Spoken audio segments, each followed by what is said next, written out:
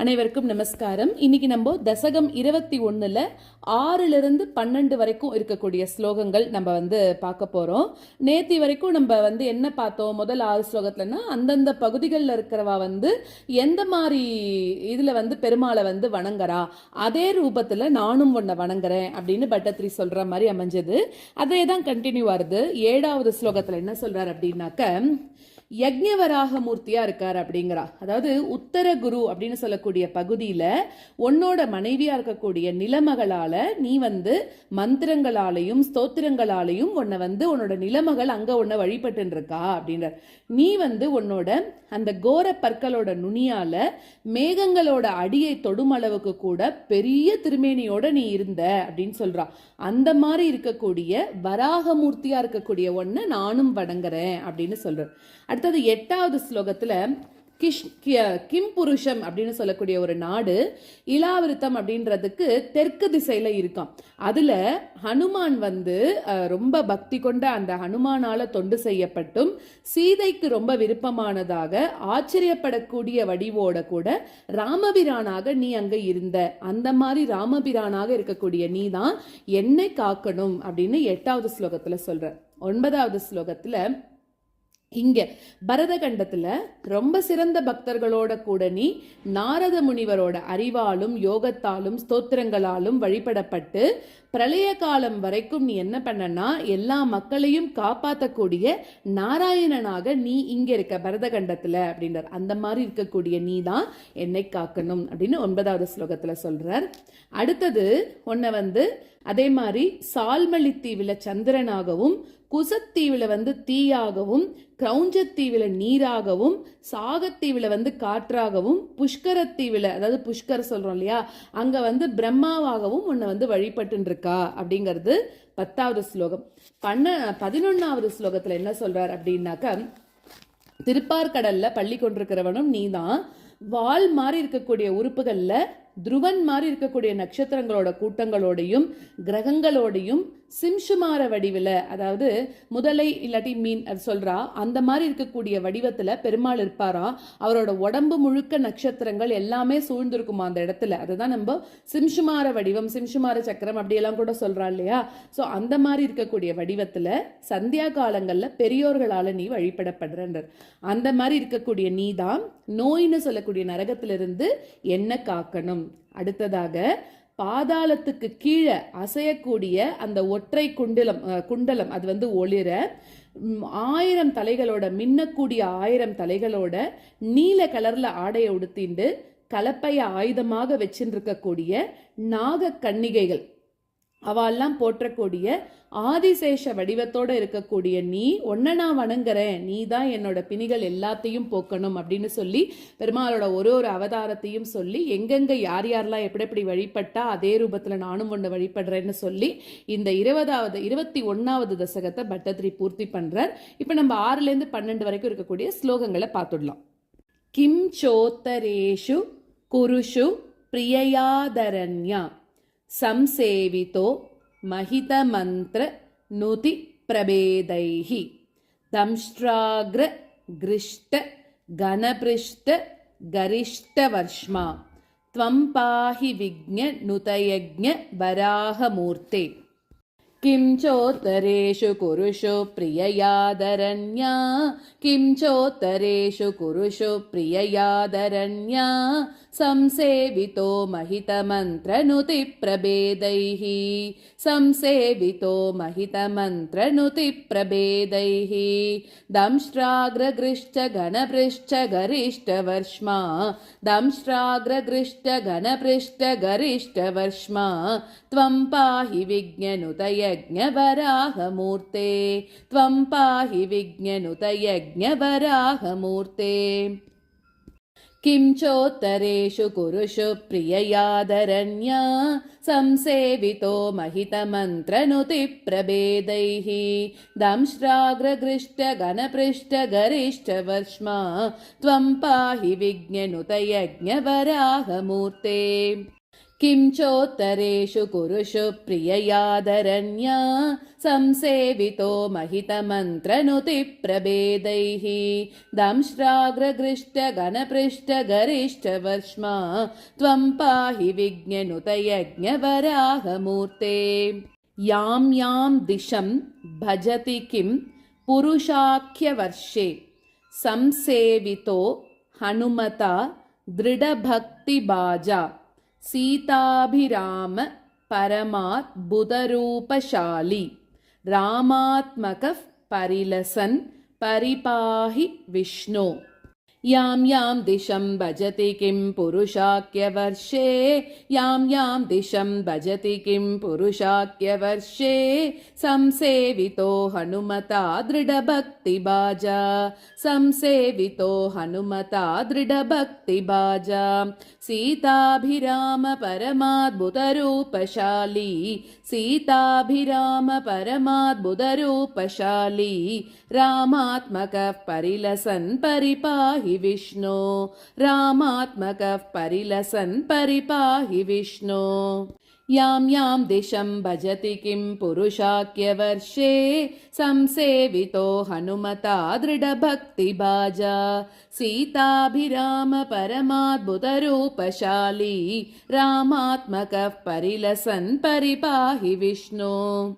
यां यां दिशं भजति किं पुरुषाख्यवर्षे संसेवितो हनुमता दृढभक्तिबाजा सीताभिराम परमाद्भुतरूपशाली रामात्मकः परिलसन् परिपाहि विष्णो। श्रीनारदेन सह भारत खण्डमुख्यैः त्वं साङ्ख्ययोग नुतिभिः समुपास्यमानः आकल्पकालमिह साधु जनाभिरक्षि नारायणो नरसकः परिपाहि भूमन्।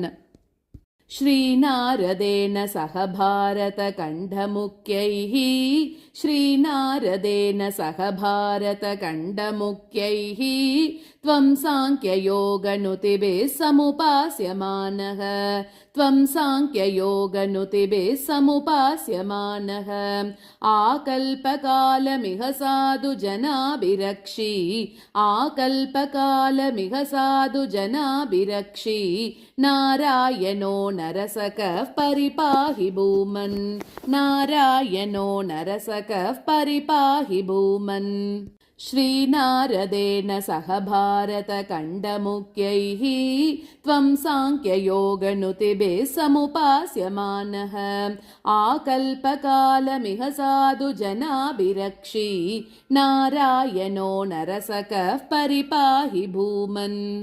श्रीनारदेन सह भारतखण्डमुख्यैः त्वं साङ्ख्ययोगनुतिभिः समुपास्यमानः आकल्पकालमिह साधु जनाभिरक्षि नारायणो नरसकः परिपाहि भूमन्।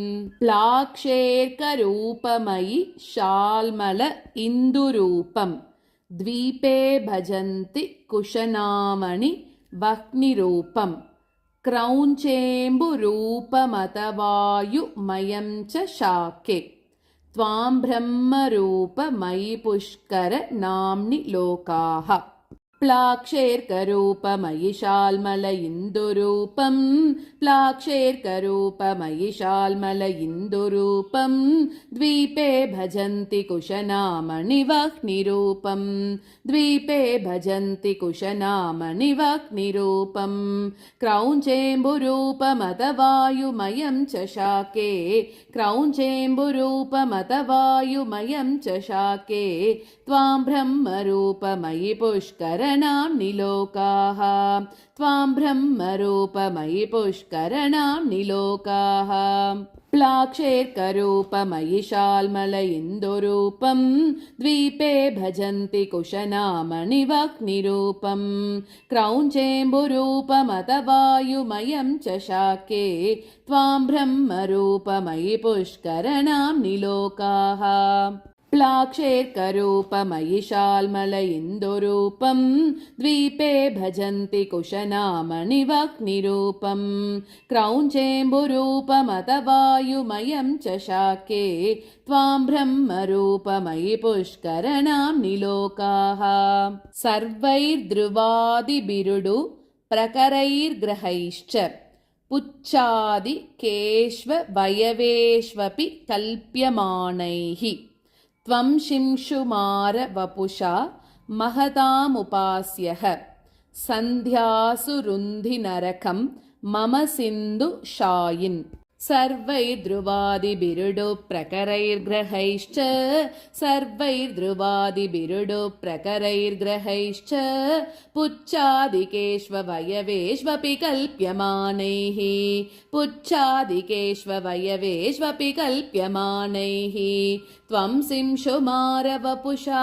महतामुपास्यः त्वं शिंशुमारवपुषा महतामुपास्यः सन्ध्यासुरुन्धि नरकं मम सिन्धुशायिन् सन्ध्यासुरुन्धि नरकं मम सिन्धुशायिन् सर्वैर्ध्रुवादिबिरुडु प्रकरैर्ग्रहैश्च पुच्छादिकेष्ववयवेष्वपि कल्प्यमानैः त्वं शिंशुमारवपुषा महतामुपास्यः सन्ध्यासुरुन्धि नरकं मम सिन्धुशायिन् सर्वैर्ध्रुवादिबिरुडु प्रकरैर्ग्रहैश्च पुच्छादिकेष्ववयवेष्वपि कल्प्यमानैः त्वं शिंशुमारवपुषा महतामुपास्यः सन्ध्यासुरुन्धि नरकं मम सिन्धुशायिन् पातालमूल भुविशेष तनुं भवन्तं लोलैक कुण्डल विराजि सहस्रशीर्षं नीलाम्बरं धृतहलं भुजगाङ्ग नाभिः जुष्टं भजे हरगदान् गुरुगेह नाथ पातालमूलभुविशेषतनुं भवन्तं पातालमूलभुविशेषतनुं भवन्तं लोलैककुण्डलविराजिसहस्रशीर्षं लोलैककुण्डलविराजिसहस्रशीर्षं नीलाम्बरं धृतहलं भुजगाङ्गनाभिः नीलाम्बरं धृतहलं भुजगाङ्गनाभिः जुष्टं भजे हरगदान् गुरुगेहनाथ जुष्टं भजे हरगदान् गुरुगेहनाथ पातालमूलभुविशेषतनुं भवन्तं लोलैककुण्डलविराजिसहस्रशीर्षं नीलाम्बरं धृतहलं भुजगाङ्गनाभिः जुष्टं भजे हरगदान् गुरुगेहनाथ पातालमूलभुविशेषतनुं भवन्तं लोलैककुण्डलविराजिसहस्रशीर्षं नीलाम्बरं धृतहलं भुजगाङ्गनाभिः जुष्टं भजे हरगदान् गुरुगेहनाथ नारायण अखिलगुरो भगवन्नमस्ते सर्वत्र गोविन्दनाम संकीर्तनं गोविन्द गोविन्द